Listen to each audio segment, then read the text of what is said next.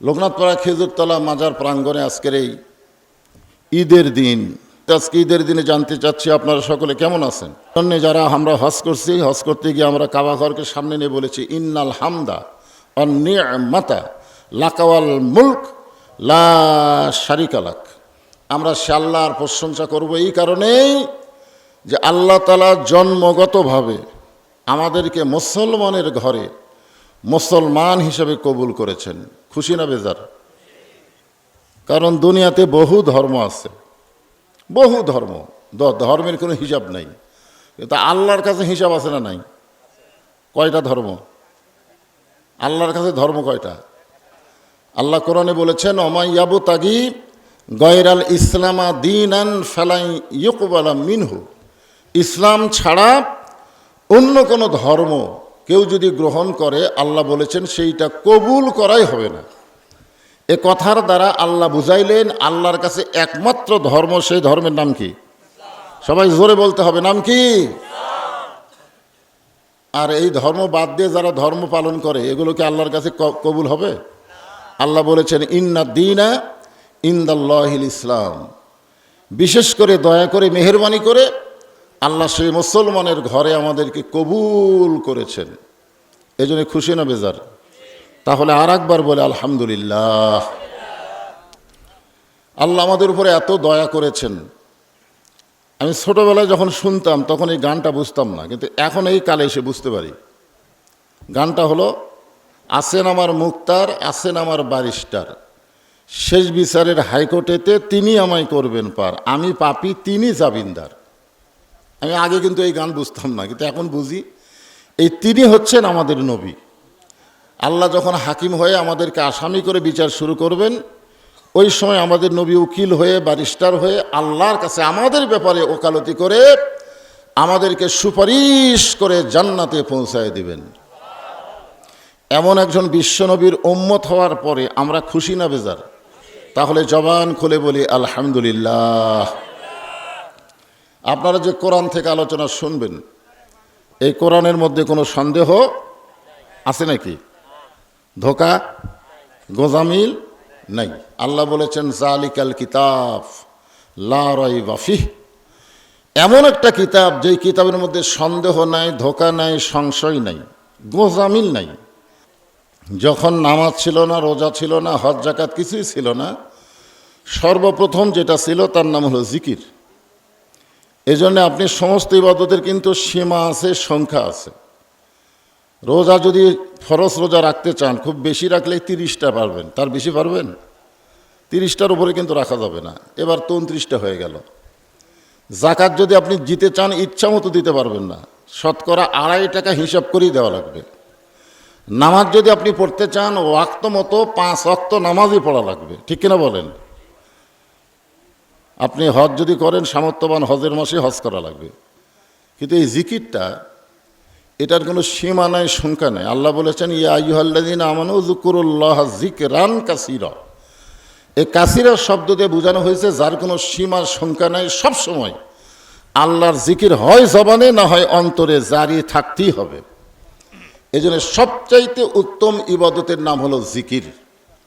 সবচাইতে উত্তম ইবাদতের নাম কি? জিকির। তো সেই জিকির করার সময় অলসতা করা যাবে না, গাফলতি করা হবে না। আর এই যে আমরা মুহাম্মদ রাসূলুল্লাহ বললাম, এটা কিন্তু জিকিরের শামিল না।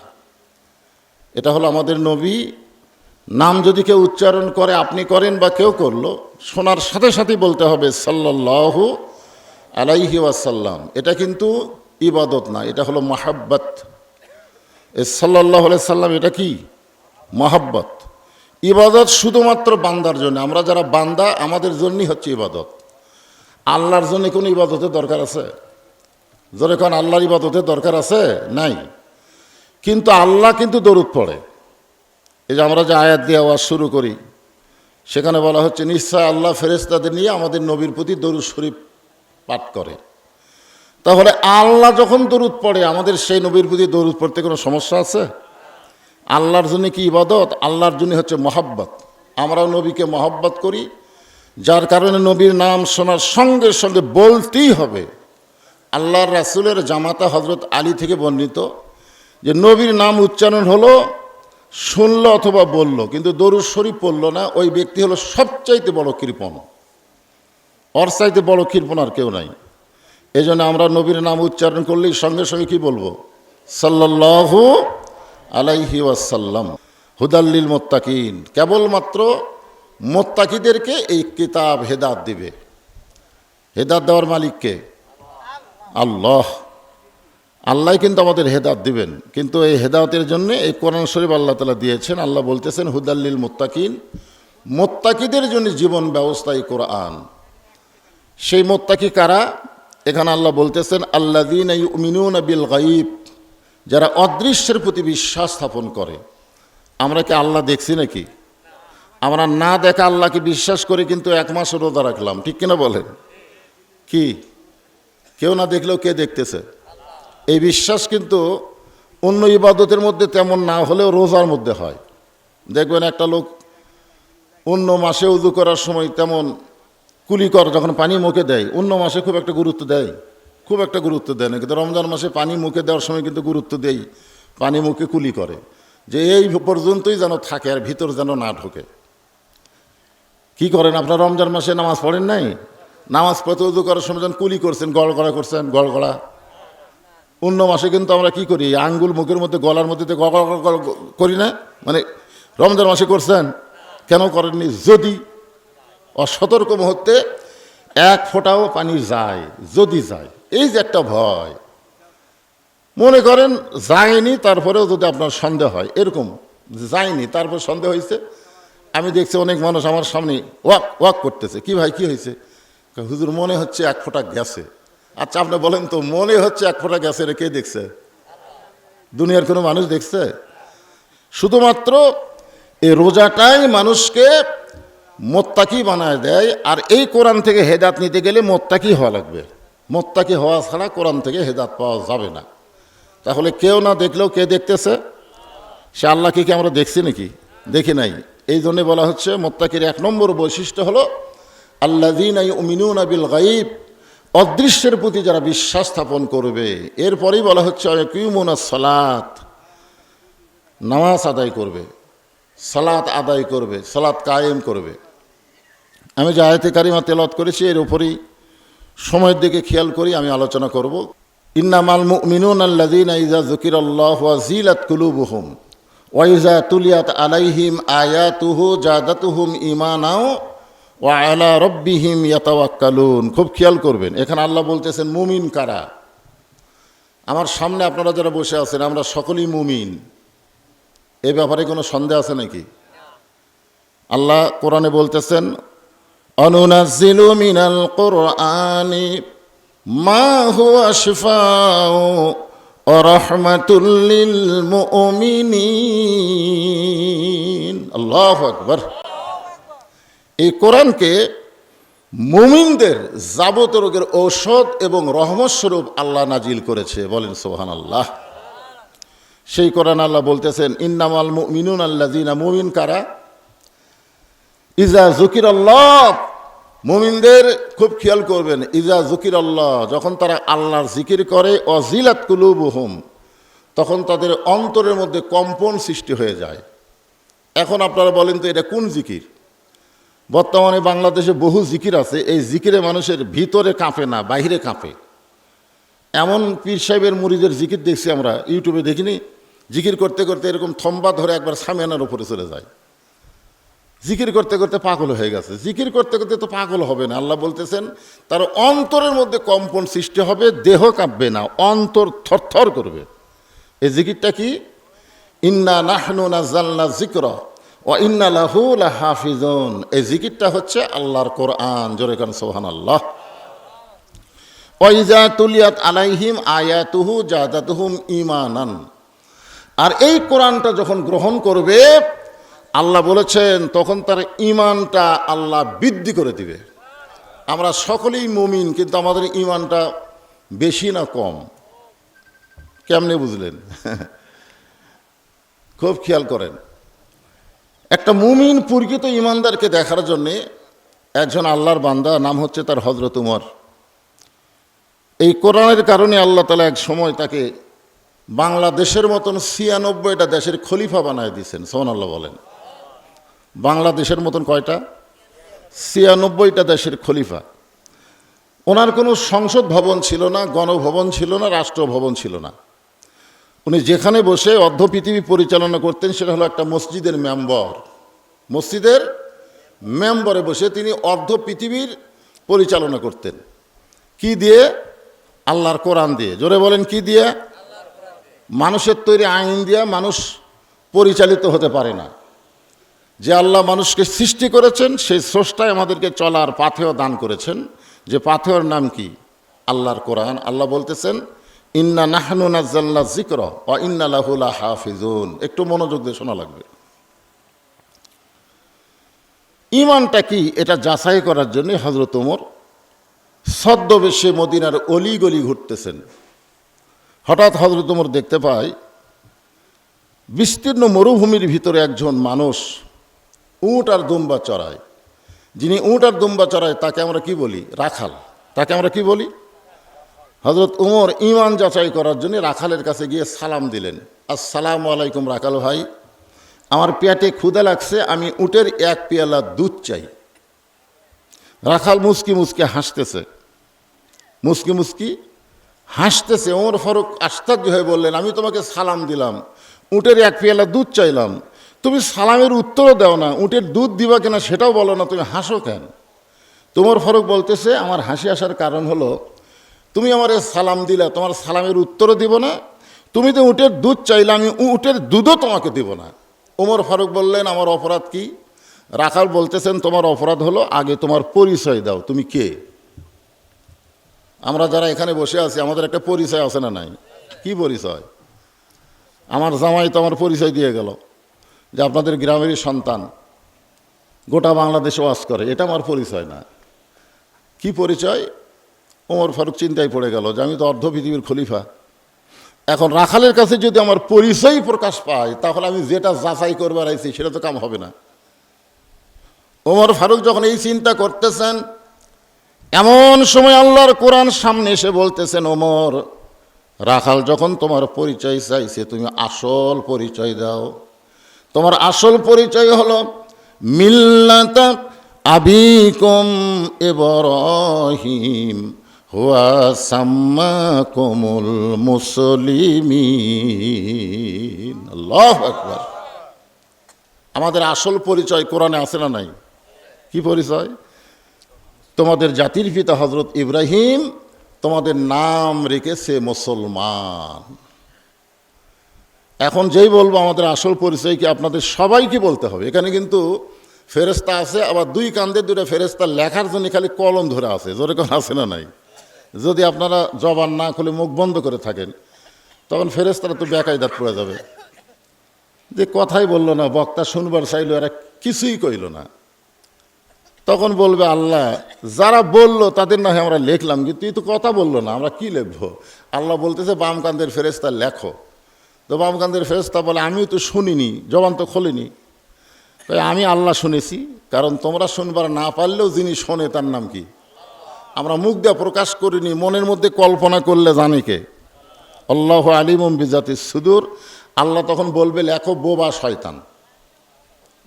তা আমরা কি বোবা শয়তান হব? এই জন্যে কোরআনের আয়াতকে বিশ্বাস করে জবান খুলে বলতে হবে আমাদের পরিচয় কি? আরো জোরে বলেন, আমাদের নাম কি? হুয়া সাম্মাকুমুল মুসলিমিন, যিনি আমাদের নাম রেখেছে মুসলমান। ওমর ফারুক বললেন, রাখাল, আমার পরিচয় যখন জানতে যাচ্ছ, আমার পরিচয় হলো আমি একজন মুসলমান। রাখাল মুস্কি মুস্কি হাসে। ওমর ফারুক বলতেছে, রাখাল আবার হাসো কেন? বলে হাসার কারণ হলো তুমি যে মুসলমান পরিচয় দিলা, তুমি কি আসল না নকল? এইবারে কিন্তু ধরা খাওয়া, কারণ মুসলমানের মধ্যে আসল নকল আছে না নাই? আপনারা যারা মাগরিব এশার নামাজ না পড়ে ওয়াজ শুনতেছেন, আপনারা যারা মাগরিব এশার নামাজ পড়েননি কিন্তু ওয়াজ শুনতেছেন, আপনারা কোন তরিকার মুসলমান? না না, একটা তরিকা আছে তো, বাংলাদেশে কিছু তরিকা আছে নামাজ লাগে না, এরকম নামাজ ছাড়া তরিকা আছে না? তরিকা আমার বুঝতেছেন না? আর যে ছেলেরা আজকে মাহফিল করতেছে, পোলাটোলা ফাঁক করতেছে, এরা মাগরিবের নামাজ এশার নামাজ পড়ছে কিনা এটাও তো একটা ব্যাপার, কি কম? এখন মুসলমান তো মুসলমানই, কিন্তু রাখাল কি বলতেছে যে হাসি আসার কারণ হলো তুমি আসল না নকল সেটা কও। ওমর ফারুক বলে, রাখাল তুমি কি পাগল নাকি? মুসলমান তো মুসলমানই, এর মধ্যে আসল নকল কি? রাখাল বলে, পথিক সাবধান হয়ে কথা বলো। সুবহানাল্লাহ বলে। একটা রাখাল অর্ধ পৃথিবীর খলিফাকে চিনে না, কিন্তু আল্লাহর কোরআন তার ভিতরে থাকার কারণে ইমানের জোরে জোশ নিয়ে বলতেছে, সাবধান হয়ে কথা বলো। যারা প্রকৃত মুসলমান হবে তারা চাওয়ার ব্যাপারে সতর্ক থাকবে, জাত তার কাছে কোনোদিন চাবে না। যারা প্রকৃত মুসলমান হবে তারা চাবে কার কাছে? আরো জোরে বলেন, ইয়্যাকা না'বুদু ওয়া ইয়্যাকা নাস্তাইন। আমরা গোলামি করি কার? তাহলে চাবো কার কাছে? কিন্তু কেউ যদি দয়াল বাবার কাছে চায়, দয়াল বাবা এরকম কয় না, আমার দয়াল বাবার দরবারেতে কেউ ফিরে না খালি হাতে। আমাদের বাংলাদেশে এরকম দয়াল বাবার লোক আছে না নাই? আপনারা বলেন তো, দয়াল বাবা কিছু দিবার পারে? 5 পীর মাজার কিছু দিবার পারে? কেউ কিছু দিবার পারে? একমাত্র দেওয়ার মালিক কে? হ্যাঁ, আল্লাহ। এই বিশ্বাসটাই হলো মূল। তুমি যদি আসল মুসলমান হও তাহলে তুমি দুধ চাইলা কার কাছে? ওমর ফারুক ধরা কাছে। ওমর ফারুক চোখের পানি নিয়ে বলতেছে, রাখাল আসলেই তো তাই, আমি চাওয়ার ব্যাপারে ভুল করছি। রাখাল বলতেছে, ভুলটা যখন স্বীকার করছো তাহলে তোমার মাপ আছে। ভুলটা স্বীকার করলে আল্লাহ তোমাকে তওবা করার সুযোগ দিবে। জোরে কর সুবহানাল্লাহ। আদম আলাইহিস সালাম ভুল স্বীকার করেছে, গন্ধম ফল খাওয়ার পরে আল্লাহ তাকে তওবা করার সুযোগ দিয়েছে, কিন্তু আদমকে সেজদা না দেওয়ার কারণে ইবলিস কিন্তু ভুল স্বীকার করেনি, যার কারণে তাকে তওবা করারও সুযোগ দেয়নি। জোরে কোন কথা ঠিক কিনা? তাহলে আমরা যদি ভুল স্বীকার করি যে আমরা আল্লাহ তোমার কাছে ভুল স্বীকার করলাম আল্লাহ, কিন্তু ভুল স্বীকার করারও কিন্তু একটা সময় আছে।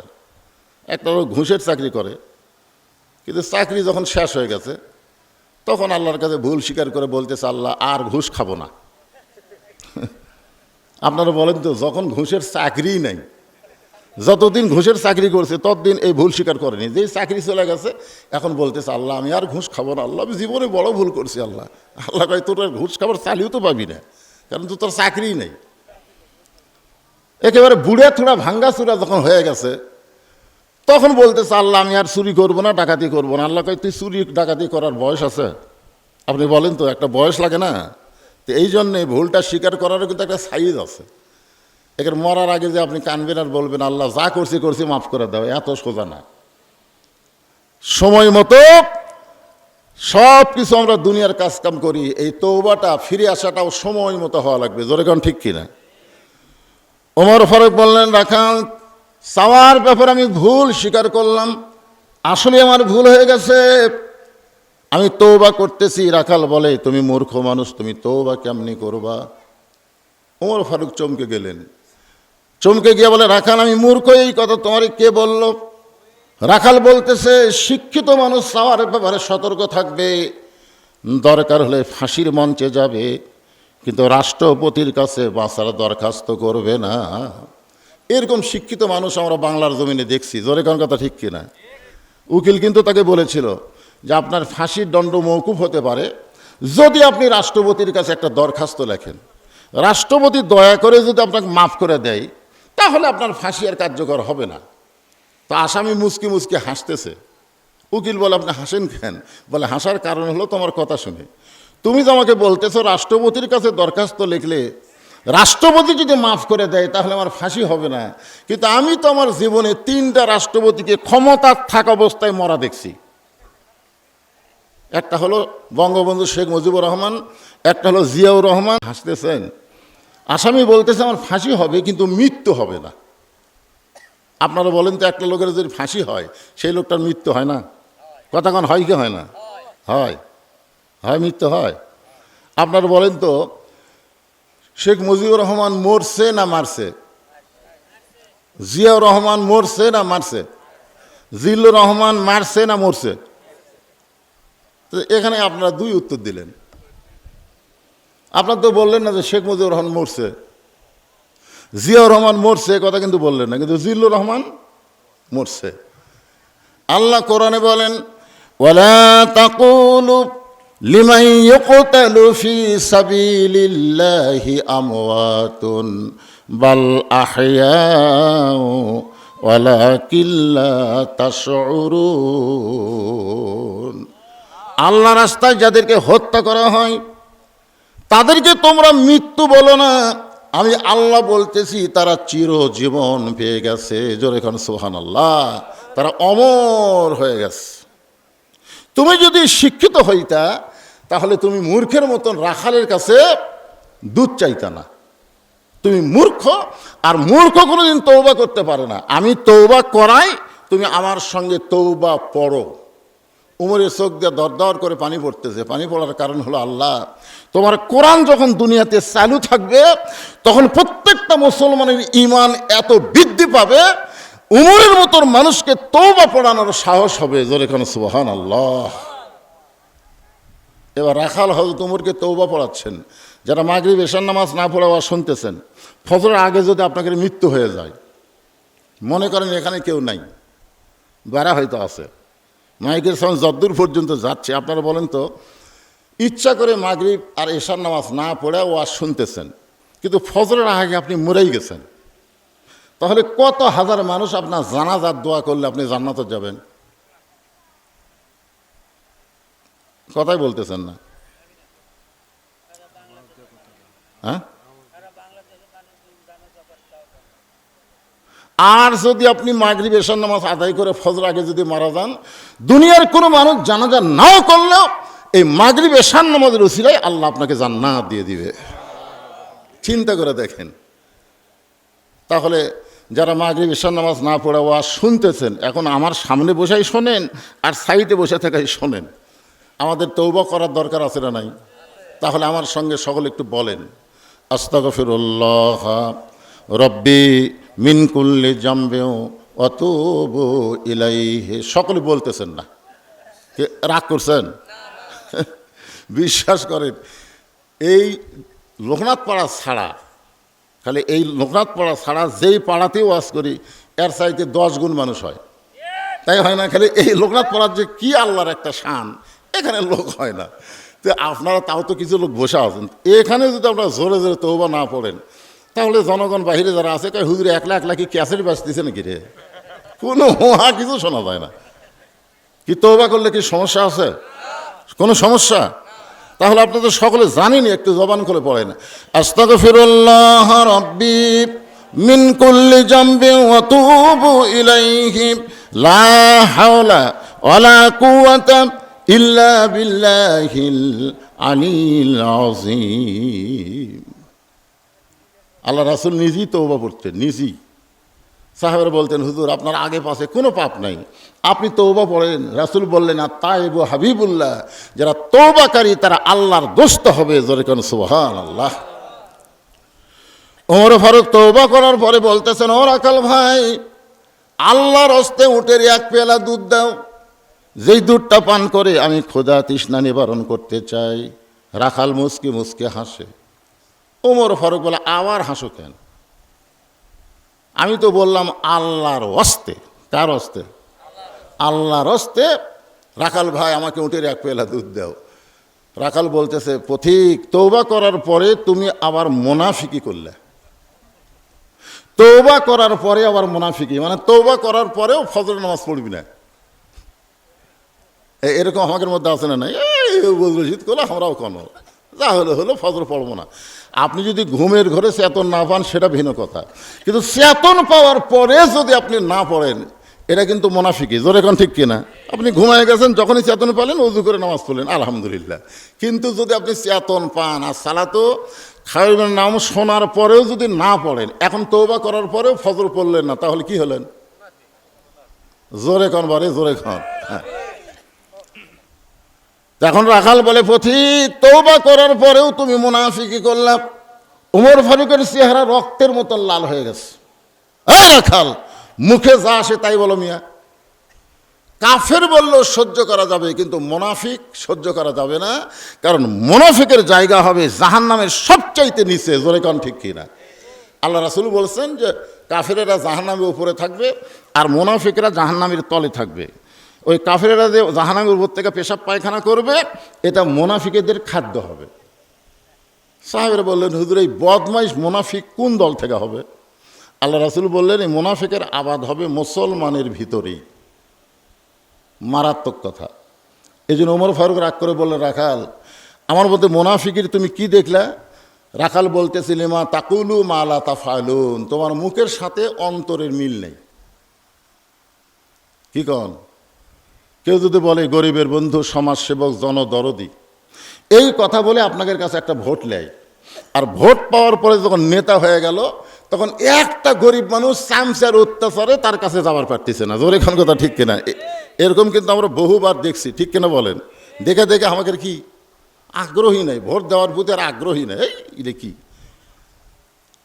এ কথার সাথে কাজের মিল নাই। ওমর ফারুক বললেন যে আমি কি মুখে বললাম, অন্তর আমার কি? রাখাল বলতেছেন, সত্যি করে বলো তো, আমি উটের মালিক, তুমি সত্যি করে বলো, যদি আমি উটের মালিক হইতাম তুমি আমাকে রাখাল বললা কেন? আর যখনই তুমি আমাকে রাখাল বলছো, তখন তোমার মন বলতেছে আমি উটের মালিক না, আর মালিক ছাড়া রাখালের কাছে আল্লাহর হস্তে চাইলেও রাখাল দিবার পারবে। এখান থেকে 10 মাইল দূরে হলো মালিকের বাড়ি। ওই মালিকের বাড়ির দরজা গিয়ে বলো, মালিক তোমার রাখাল উট আর দম্বা চড়াই, তুমি যদি হুকুম দাও তাহলে রাখাল আল্লাহর হস্তে উটের 1 পেয়ালা দুধ দিবে।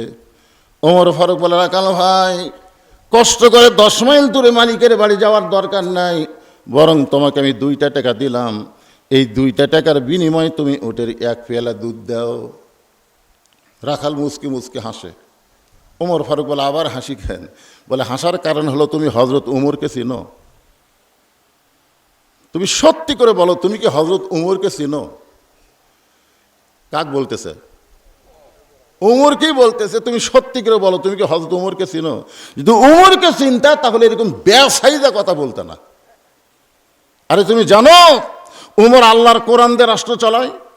উমরের গুপ্ত বাহিনী যদি দূর থেকে দেখবার পায়, তুমি মালিক বাদ দিয়ে আমার 2 টাকা ঘুষ দিছ, আর আমি মালিক বাদ দিয়ে তোমাকে উটের 1 পেয়ালা দুধ দিলাম, তাহলে তোমারও গ্রেফতার, আমাকেও গ্রেফতার।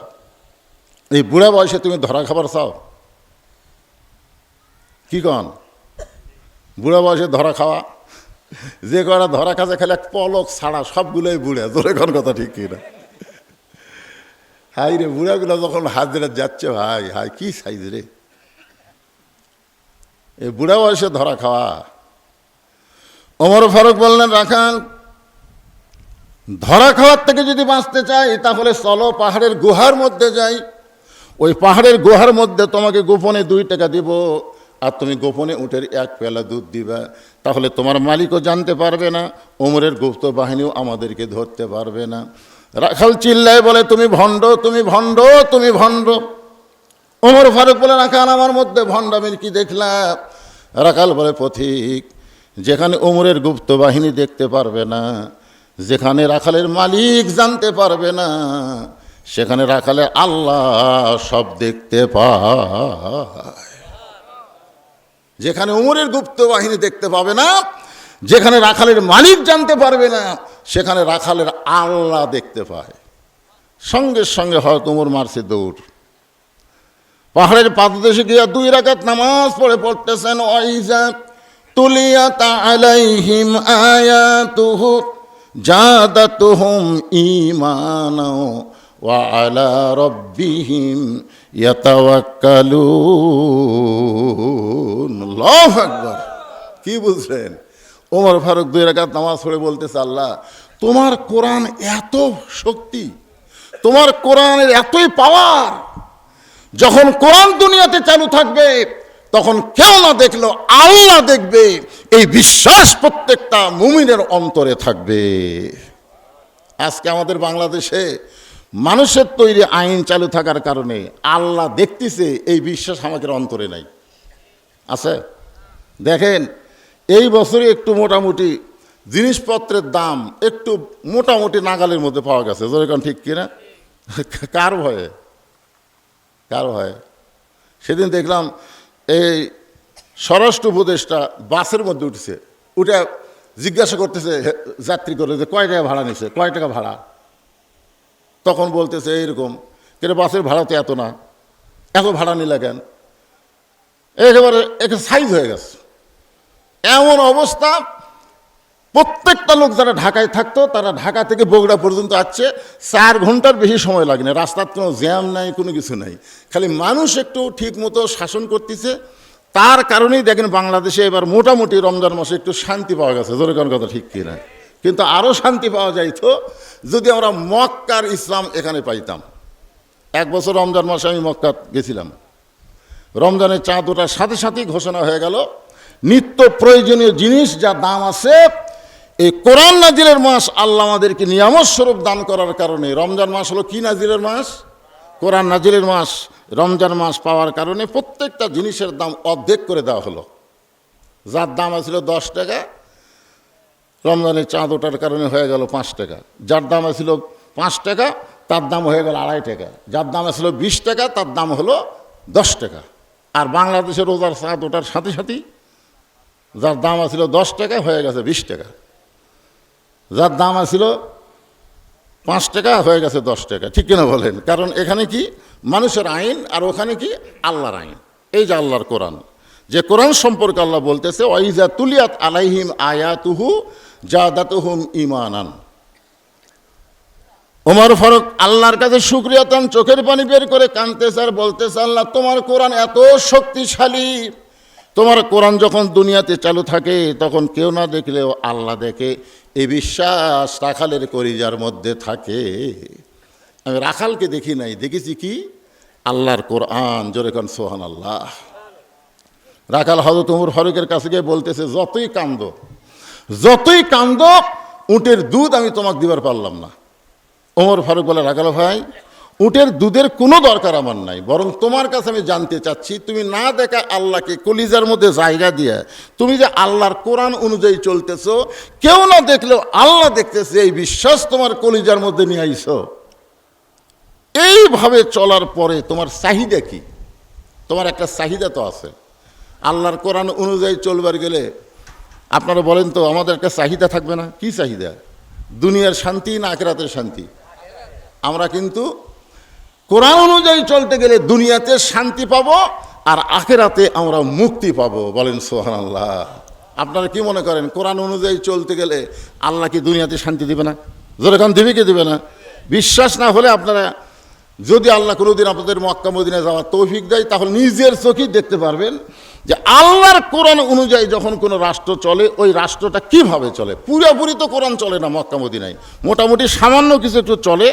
তার কারণেই ওখানে মানুষ কত ভালো হয়ে গেছে।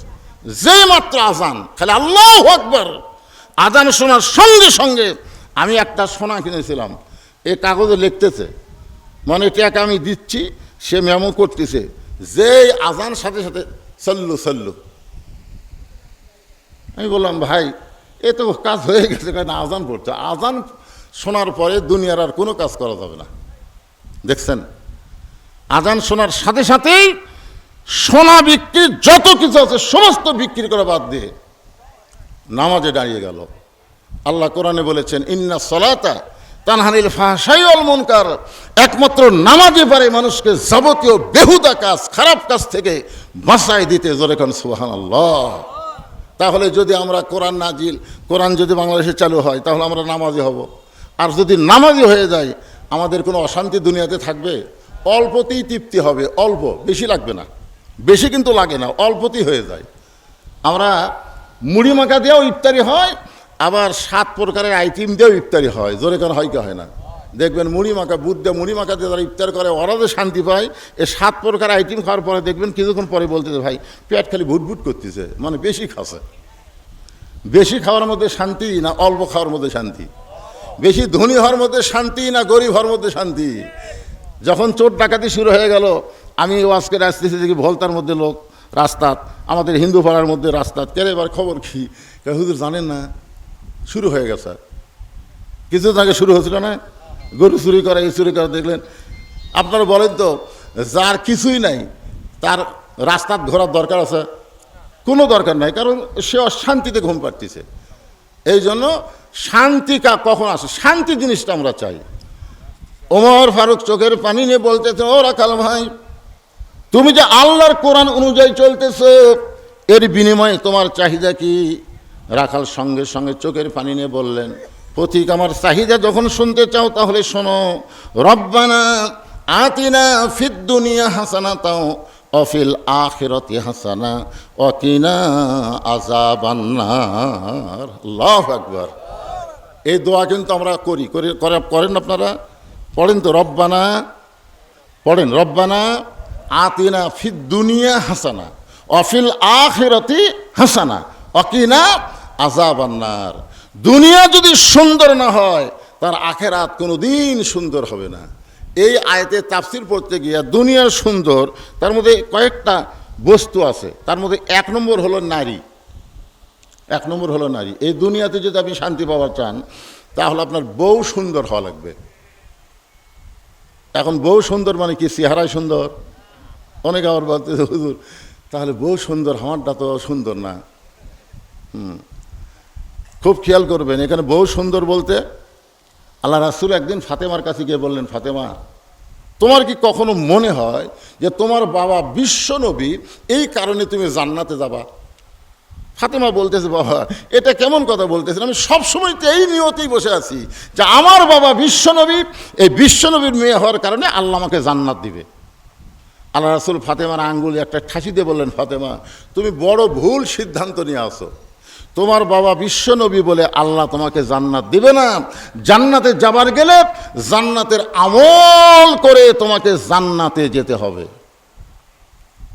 ফাতেমা চোখের পানি বের করে বললেন, বাবা জান্নাতে যদি যাইতে চাই তাহলে কি আমল করা লাগবে?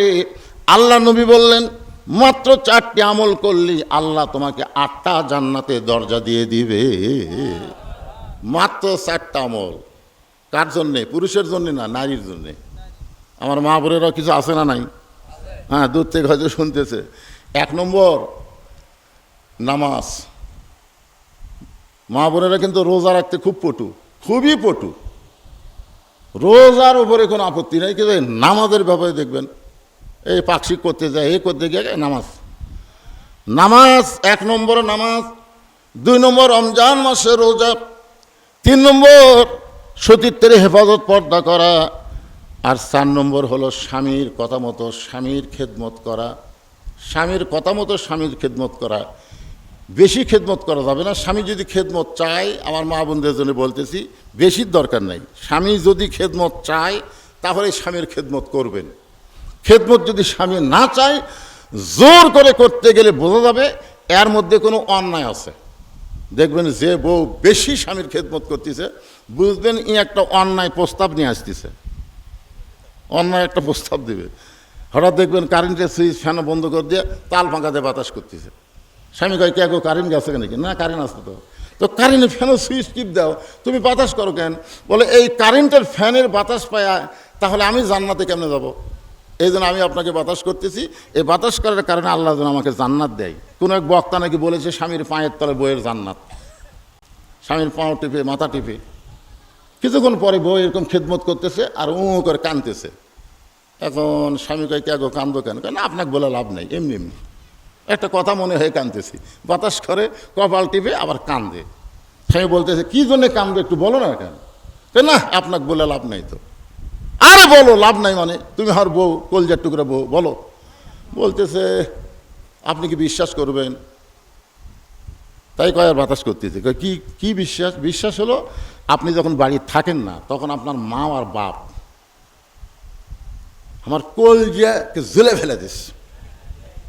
আপনি যখন বাড়িতে থাকেন না, আপনি যখন চাকরির যান, আপনি যখন ব্যবসা করবার যান, আপনি যখন খেতে খামারে যান, তখন এই বুড়া বুড়ি বাতাস করতেছে স্বামী আর বলতেছে, আপনার বুড়া বাপ আর বুড়া মাও আর কলজা চলে ফেলে দিছে।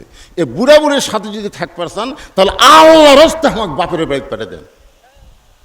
আর যদি আমার সাথে জান্নাতের সংসার করবার চান, এই বুড়া বুড়ি বাদ দেওয়া লাগবে। অমা আলাইনা ইল্লাল বালাক। মানে আমারও শেষ। এখন আপনি কি আমল করবেন? এখন আমাদের মতন স্বামী হলে তো বইয়ের কথা শুনে বাপ মাও ছাড়ে নাকি? হ্যাঁ, একটু খেয়াল করেন। সঙ্গে সঙ্গে আল্লাহর কোরআন বলতেছেন, লিয়াবলুয়াকুম আইয়ুকুম আহসানু আমালান ওয়া হুয়াল আজিজুল গফুর। এ মুসলমান, তোমার বউ যখন তোমাকে বললো আমার আলাইনা ইল্লাল বালাগ, আমার যা ওয়াজ ছিল আমি আপনাকে শোনালাম, আপনি এখন কি আমল করবেন, তখন আপনাকে সুন্দর আমল করার জন্য দাঁড়াতে হবে, আর শুয়ে থাকলে হবে না। এখন সুন্দর আমল করার জন্য দাঁড়িয়ে বলতে হবে ওয়াকাদা রব্বুকা আল্লাহ তা'বুদু ইল্লা ইয়াহু ওয়া বিল ওয়ালিদাইনি ইহসানান। বউ কয় কে গো, আমি তোমাকে আমলের কথা বললাম আর তুমি কোরআনে আয়াত তেলাওয়াত করলে। তুই তো বুঝিস নি, আয়াতের মধ্যে আল্লাহ বলতেছে দরকার হলে তোকে ছেড়ে দেবো, দরকার হলে তোকে ছেড়ে দেবো, কিন্তু আমার বাপ মাকে আমি বাদ দেবার পারবো না। কারণ বউ মরে গেলে বউ ছেড়ে দিলে বউ পাওয়া যায়, কিন্তু বাপ মা যদি মারা যায় সত্যিই কান্দেন, বাপ মার পাওয়া যায় না। জোরে কোন কথা ঠিক কিনা? সঙ্গে সঙ্গে বউ স্বামীর পাও ধরে বলতেছে আপনাকে পরীক্ষা করলাম গো, আপনি আসলে আল্লাহর ওলি। কি কন? এই জন্যে বউ যখন বেশি খেদমত করবে বুঝবেন আর মধ্যে কিছু অন্যায় আছে। এই জন্য বলা হচ্ছে স্বামী যখন খেদমত চাবে তখন স্বামীর কথা মতো স্বামীর খেদমত করবে। আর 4 নম্বর হলো সতীত্বের হেফাজত, পর্দা করা লাগবে। আমার মা বোনদের জন্য বলি, মা পর্দাটা কেমন? ইমাম গাজ্জালিকে জিজ্ঞাসা করা হলো নারীদের পর্দা সম্পর্কে আপনি একটু আমাদেরকে নির্দেশ দেন। ইমাম গাজ্জালি বলেন কবরের খবর কি তোমরা জানো? সমস্ত ছাত্র বলে হুজুর আমরা নারীদের পর্দার কথা জানতে চাইলাম, আপনি কবরের কথা কেমনে বলেন? ইমাম গাজ্জালি বলেন একটা মেয়ে মানুষ মারা গেলে ওই মেয়ে মানুষের লাশটা ধরে সবাই কি কবরে নামাতে পারবে? ছাত্ররা বলতেছে সবাই পারবে না। তাহলে একজন নারী যখন মারা যাবে ওই নারীর দেহ স্পর্শ করে দেহ ধরে যারা কবরের মধ্যে নামাবে, যে কয়জন পুরুষ মানুষ নারীর দেহ স্পর্শ করে কবরে নামাতে পারবে তাদেরকে ছাড়া বাদ বাকি সবার সামনেই নারীদেরকে পর্দা করা লাগবে। এখন আপনারা বলেন তো, মেয়ে মানুষ মারা গেলে মেয়ে মানুষের লাশ কারা কারা ধরতে পারবে? চাওয়াতো ভাই পারবে? একটু হোহা করেন, পারবে? খালাতো ভাই, দুলা ভাই, তাহলে ওরা যদি লাশ ধরবার না পারে ওরকে সামনে পর্দা করা লাগবে। আমার মা বোনদের জন্য বলতেছে, মা আল্লাহ কোরআনে বললেন অকরনা ফি বুয়ুতিকুন্না ওয়ালা তাবাররুজনা তাবাররুজাল জাহিলিয়াতিল উলা। আমার মা বোনেরা একটু পর্দার মধ্যে থাকবেন, পর্দাকে গ্রহণ করবেন, আপনাদের জন্য জান্নাত আল্লাহ সহজ করে দিয়েছেন। এই যে দেখেন রমজান মাসে আপনারা বলেন তো কোনো মুয়াজ্জিন যত জায়গায় ললঘোরা কারণ লোহাতপাড়া কারণ যত জায়গায় ডাক দিছে, লোহাতপাড়া মনে হয় ডাকেনি, দেখছে? আমি তো আশেপাশে যত ডাক শুননি ওই প্রত্যেকটা জায়গায় বলে মা বোনেরা সময় কিন্তু হয়ে গেছে, এখন সেহরি পাক করেন। আমার আমেলাল ভাই যখন জীবিত আছিল ওই আসে এক ঘুম যায় না, কি ঘুম যায় না মা হও চেতন, হও চেতন মানে কি মাও, তার মানে বোঝা গেল কোনোদিন কোনো কেউ কয় না এ বাপ ভাইরা একটু চেতন হও সেহরির সময় হয়ে গেছে, এটা কোনো জায়গাত কয় না, খালি মা করে কথা কয়। তার মানে মায়েরাই কিন্তু রমজান মাসে আমাকে সেহরি পাক করে খাওয়ায়। ধরে মায়েরা মানে মেয়েরা, ঠিক না? এখন আপনি তো ঠিক মতো উঠবারই চান না, আর এত কষ্ট করে সেহরি পাক করে, এত কষ্ট করে ইফতারি পাক করে, এত কষ্ট করে স্বামীর সামনে সব কিছু দেয়, সেই মায়েদের জন্য জান্নাত পাওয়া খুবই সহজ। জোরে কোন কথা ঠিক কিনা? খালি এই যে সামান্য কয়টা আমল যদি আমার মায়েরা করতে পারে, নামাজ তো পড়ি, রোজাও তো করে, একটু পর্দার মধ্যে থাকবেন আর স্বামীর চাহিদা মোতাবেক খেদমত করবেন, ইনশাল্লাহ আমার মায়েদের জন্য 8টা জান্নাতের বরাদ্দ আল্লাহ দিয়ে দিবে। যে কোনো দরজা দিয়ে বিনা হিসাবে তারা জান্নাতি হয়ে যাবে। বলেন সুবহানাল্লাহ। জি শেষ করে দিই, কারণ আপনারাও বসে আছেন, রাত অযথা বেশি করার দরকার। ঈদের দিন খাওয়া দাওয়া বেশি হয়ে গেছে, বোঝেন না? ঈদের দিন মানুষ 1 মাস রোজা থাকে তো খায়নি, এই যে খাওয়া, আমাদের একজন বক্তা বলছে একদল খাইয়া গেছে আর একদল খাওয়ার জন্য রেডি হচ্ছে, এটা শুনেই একদল সেই গরম, সেটা কোন দল আমি আর নাম করার দরকার নেই। তো সারা মাস না খায় ঈদের দিনে যা খাচ্ছে প্রত্যেকটা লোকে কিন্তু বিকেলবেলা দুর্বল। 5 পিস আর সাথে দেখা হলো কেমন খবর কি, এতদিন ভালো আছে না হুজুর, আজকেই তো বেশি শরীর খারাপ। মানে এতদিন না খাই আসলে ভালো, আসলে ইফতার করার আগে শরীর ভালো না করার পরে? আপনাকে কখন ইফতার করার পরে কিন্তু শরীর ক্লান্ত হয়ে যায়। তো 1 মাস সিয়াম সাধনা করার পরে আজকে খাওয়া দাওয়া বেশি হয়েছে ঈদের দিন, সেটা কালকে ওই 5 পিস গরু জবাই করতেই দেখা গেছে সকাল থেকে শুরু করে সন্ধ্যা পর্যন্ত মাছি পড়ছে। 660 টাকার গোস্ত 700 করে লাগাছে, তাও মনে হয় পাড়াপাড়ি মারামারি অবস্থা। যেরকম ঠিক কি না, কী যে একটা অবস্থা। যাই হোক, অনেকের শরীর দুর্বল। ঈদের দিন আল্লাহ যদি চায়, সামনে যদি মাহফিল করি, ঈদের দিন ছাড়াই করা লাগবে। ঈদের দিন একটু সমস্যা। আমি মনে করেছিলাম যে 1 তারিখে হবে, হয়ে গেছে 31 তারিখে। আসলে আগামীকাল কিন্তু আমাকে ওয়াজ নাই। আগামীকাল আমি জানি যে আগামীকাল ঈদ হবে, কিন্তু আল্লাহর কি কাম হয়ে গেল আজকে। এটা ঈদের পরই হতো, কিন্তু যাই হোক।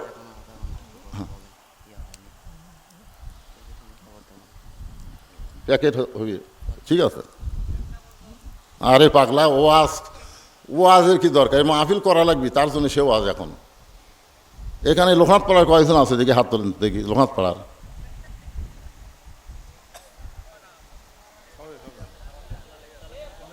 হ্যাঁ, অনেকগুলো আছে, মাশাআল্লাহ আছে, ভালোই আছে। তো এই প্রতি বছর এই মাহফিল হোক, এটা কি আপনারা চান?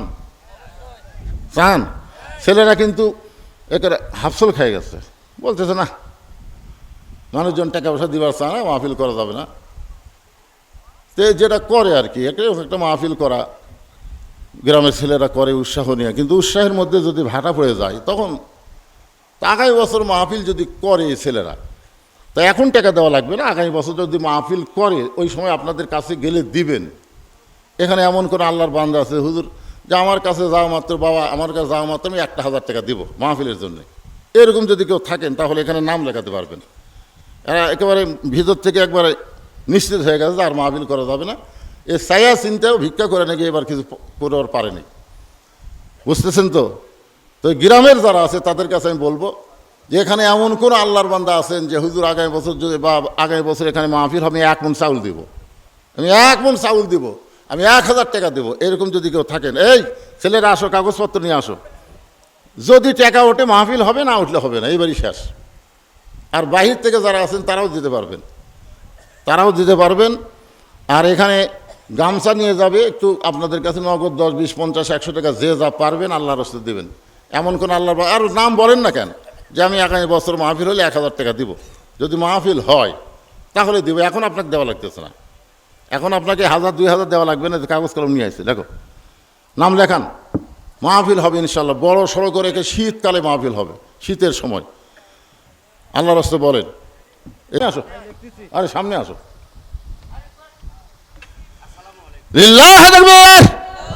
মেহেদি 1000 টাকা ধরে বলেন মারহাবা। মেহেদির পিছনে ইনকা করলে 5000 পাওয়া হচ্ছে, বাজান কত? এইরকম। হ্যাঁ, তোমার নাম কি? দুলাল। দুলাল 1000 টাকা আগামী বছর মাহফিলের জন্য ধরে বলেন মারহাবা। 2000 হয়ে গেছে, 300। আরে পিএস পরে বিপুল আমার ভাগনা 300 টাকা দান করবে। আল্লাহ তার দানকে কবুল করেন। আল্লাহ সমস্ত বেদি ব্যারাম থেকে আল্লাহ তাকে হেফাজত করেন। জোরে কান আল্লাহুম্মা আমিন। বলেন বলেন বলেন বলেন, সবাই বলেন, একটু লিখুক। 3টা হয়ে গেছে। 4 নম্বরে কে আছেন একটু বলেন, 4 নম্বর বলেন। আরে অনেক সময় দেখবেন যে ছোট ছোট পুকুরেই ভালো ভালো জাতের মাছ পাওয়া যায়। ছোট মাহফিলে দেখবেন জাতের মানুষ থাকে। বলেন, একটু হাত তোলেন আল্লাহর রাস্তায় বলেন। বলেন, বাহিরের যারা আছেন তারাও বলতে পারেন যে হুজুর এখানে মাহফিল হবে ইনশাল্লাহ, আমরাও শামিল হব। কত?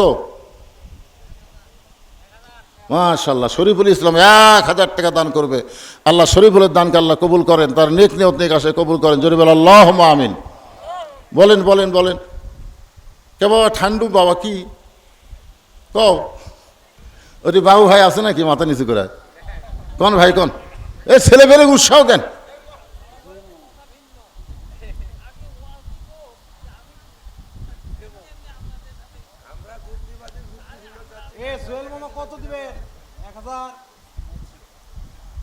আগে বক্তা বলা লাগবে।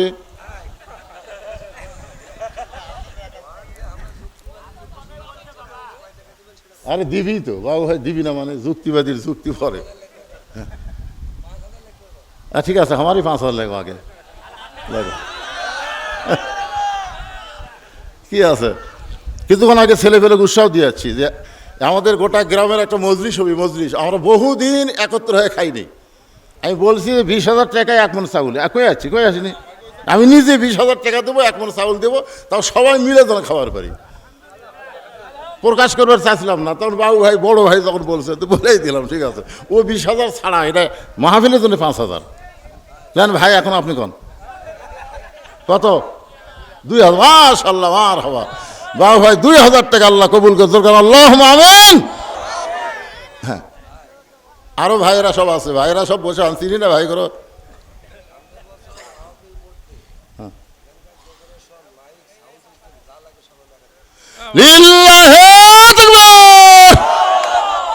বিশাল খরচ আমার উপর দিয়ে 14 পড়ে গেছে।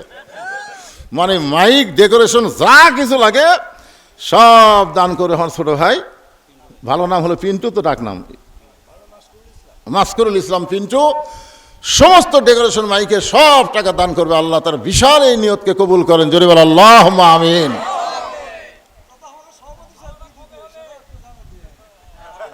মাশাআল্লাহ, আমার ভাগ্নে আজকের মাহফিলের সভাপতি 2,000 টাকা দান করবে। আল্লাহ তার দানকে কবুল করে, জোরে বল আল্লাহুম্মা আমিন। তোমরা কি দিবে? তোমরা ছেলে ফেলে তোমরা না, শ্রমের সাথে একটু বলো না।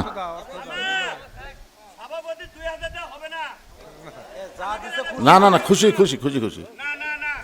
আরে ফিরি ফিরি মতি করতেছে আবার। আরে যতটুকু ত্যাগ স্বীকার করতেছি খবর তো জানো না। শহীদ কুটি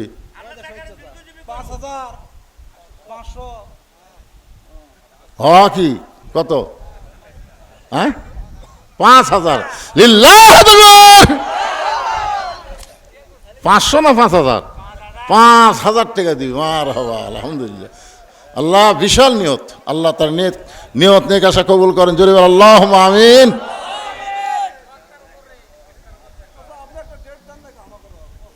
আর এবার ডেট দিয়ে সব দিয়ে দেবো, অত টাকা দেবো টাকা। তুমি কি দিচ্ছ কও, তুমি কো। লেখো লেখো, নাম লেখো, 2,000 টাকা। এই কলম ধরা ফাটি কি তোমারটাও লেখো। বক্তা ছাড়েনি, সভাপতিকে ছাড়েনি, এই মুহুরিক ছাড়া যাবি সবগুলা। হ্যাঁ সে তো কও কত? সে তো 1,000। তারপরে চা সাইফুল 500 টাকা। চা সাইফুল মানে কোন? আমার হেলাল মামা 1,000 টাকা দান করবে, আল্লাহ দান কবুল করে, আল্লাহুম্মা। নামগুলো সব বলবো ইনশাল্লাহ, বলেন।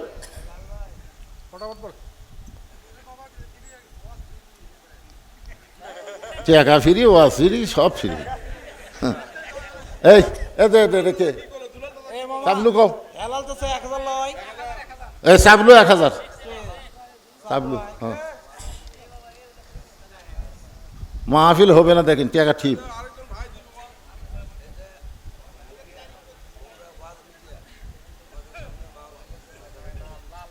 লাল ভাই লালাচ্ছে, মাশাআল্লাহ। দেখছেন, মানে আমার প্রত্যেকটা মাহফিলে যায়, আমার তো একটা আলাদা মহব্বত হয়ে গেছে।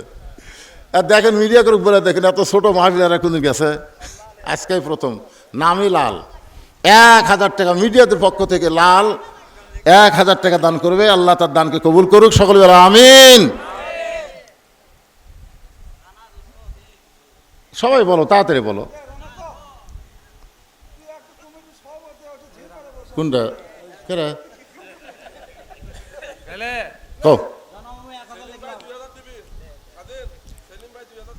সেলিম 2,000, রানা 1,000।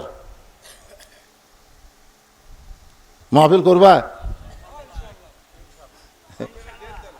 আর ডেট দিয়ে যাবো ইনশাল্লাহ।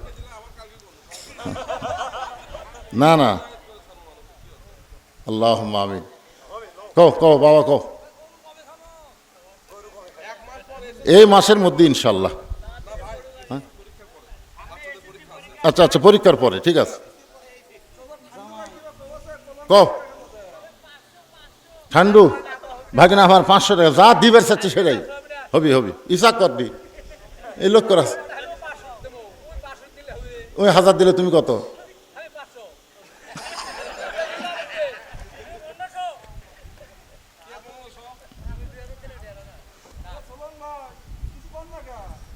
খুশি খুশি তো বলা দরকার।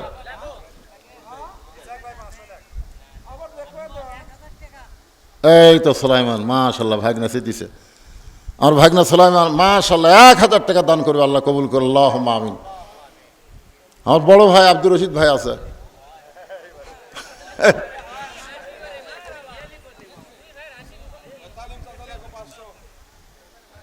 ভাই এখন রিটায়ার করছে তো, যা খুশি মনে। না ফোরকান দিছে, তোমার নাম লেখা হচ্ছে। এই ছোট ভাই ফোরকান কত লিখছে? 5000। এই কত লিখছে? আচ্ছা দাও।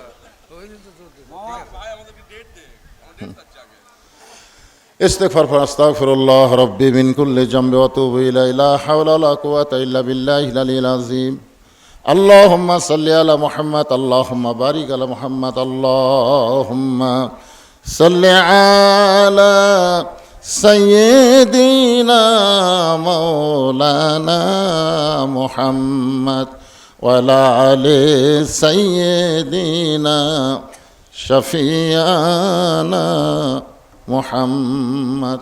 মোনাজাতের আগে আজকের মাহফিলের সভাপতি সাহেব কিছু বলবেন? আল্লাহুম্মা আমিন। আল্লাহুম্মা আনতাস সালাম ওয়া মিনকাস সালাম, তাবারাকতা ইয়া যাল জালালি ওয়াল ইকরাম। আল্লাহ, দীর্ঘ 1 মাস রোজা রাখার পরে আজকে পবিত্র ঈদের দিনে সারাদিন খাওয়া দাওয়া করার পরে শরীরটা অনেকের আল্লাহ অলস হয়ে গেছে। অলস শরীর নিয়ে এর গভীর রাত পর্যন্ত জান্নাতের বাগানে বসে বসে কোরআন হাদিস আলোচনা শোনার শেষে আমি গুনাহগারের সঙ্গে রহমতের দরজায় দোকানা হাত তুলেছি। আল্লাহ মেহেরবানি করে আজকের মাহফিল আমাদের সকলের হেদায়েতের জন্যে, নাজাতের জন্যে, জান্নাতের জন্যে আল্লাহ কবুল করো।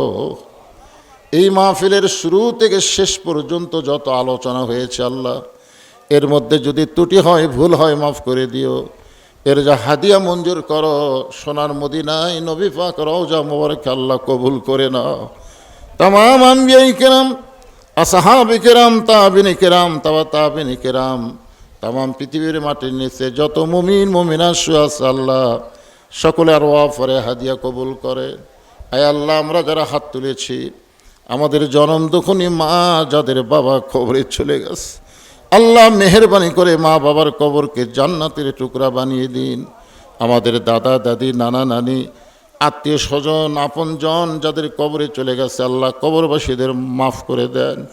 আয় আল্লাহ তাআলা, আজকের এই মাহফিলে আল্লাহ যে সমস্ত ছেলেরা কষ্ট করে মেহনত করে আল্লাহ মানুষের বাড়ি বাড়ি গিয়ে টাকা পয়সা আদায় করে আল্লাহ জান্নাতের বাগান লাগাইয়া দিছে, এই প্রত্যেকটা ছেলেদেরকে 5 ওয়াক্ত নামাজি কবুল করে নাও আল্লাহ। আল্লাহ আগামী বছর মাহফিলের জন্যে আমি সহ আমরা যারা অনেকেই ওয়াদাবদ্ধ হয়ে গেলাম, আল্লাহ আমাদেরকে হায়াত দারাজ করো, কামায়ে বরকত দিও। আগামী বছর যেন মাহফিলের টাকা আনন্দ নিয়ে বেশি বেশি করে দিতে পারি, সে তৌফিক দিয়ে দিও আল্লাহ। আল্লাহ পর্দার অন্তরালে আমার মা বোনেরা বসে বসে আলোচনা শুনেছে, আবেদা সালিয়া পদ্মানিসি কবুল করে, মা ফাতেমার চরিত্র দান করে দাও। আয় আল্লাহ তাআলা, ফিলিস্তিনের মুসলমানকে আল্লাহ তুমি হেফাজত করো। গোটা বিশ্বাস কি ঈদ হয়েছে, আনন্দ করেছে, এমনকি বাংলাদেশে ঈদের আনন্দের মিছিল হয়েছে, কিন্তু ফিলিস্তিনের মুসলমানেরা বড় অসহায়। আল্লাহ তাদের প্রতি তুমি খাস রহমত নাজিল করো। আল্লাহ তুমি আব্রাহা বাদশা কাবা ধ্বংস করতে এসেছিল, আল্লাহ তুমি আবাবিল পাখি দিয়ে হস্তি বাহিনীকে নিঃশেষ করে দিলে। আল্লাহ তোমার বাইতুল মুকাদ্দাসের জন্যে আজকে ফিলিস্তিনে কত অসহায়, কত জীবন গেল, শিশু বাচ্চাদেরকে ওরা হত্যা করতেছে। তুমি কি পারো না আবাবিল পাখি পাঠায় দিয়ে আব্রাহা বাদশাকে যেমন ধ্বংস করে দিয়েছ, তেমন ইসরায়েলি ইহুদিকে পৃথিবীর মানচিত্র থেকে ধ্বংস করে দাও আল্লাহ। পৃথিবীর যেখানে মুসলমান বিপদে আছে আল্লাহ মুসলমানদেরকে হেফাজত করো। আমার বাংলাদেশের প্রতি খাস রহমত নাজিল করো আল্লাহ। খাস করে এই লোকনাথ পাড়া গ্রামে যে ছেলেটা মাহফিল নিয়ে খুব বেশি দৌড়াদৌড়ি করত, আমাকে মামা বলে ডাকতো আর বলতো, মামা বড় সাহস করেছি, আপনি একটু দোয়া করবেন। দুনিয়া থেকে বিদায় হয়ে গেছে অল্প বয়সে, আল্লাহ সুজার জন্য দোয়া করি, আল্লাহ তার কবরকে জান্নাতের টুকরা বানিয়ে দাও। আয় আল্লাহ তাআলা, আমরা যারা সবাই স্বতঃস্ফূর্তভাবে আনন্দ নিয়ে আজকে দান করলাম, আমাদের মনটাকে তেমন চাঙ্গা রেখো। মাহফিলের ব্যাপারে আমাদেরকে গড় সাহস না হয়ে, ছেলেরা আমাকে বলেছিল যে আগামী থেকে আর মাহফিল হয়তো করা যাবে না। আয় আল্লাহ, তোমার কোরআনের বাগান আগামীতে আবার লাগবে, ততদিন পর্যন্ত আমাদের সবাইকে তুমি ভালো রেখো। সুবহানা রাব্বিকা রাব্বিল ইজ্জাতি আম্মা ইয়াসিফুন ওয়া সালামুন আলাল মুরসালিন আলহামদুলিল্লাহি রাব্বিল আলামিন। ওয়াজাল আখির কালিমানা ইনদাল মাউতি লা ইলাহা ইল্লাল্লাহু মুহাম্মাদুর রাসূলুল্লাহ সাল্লাল্লাহু আলাইহি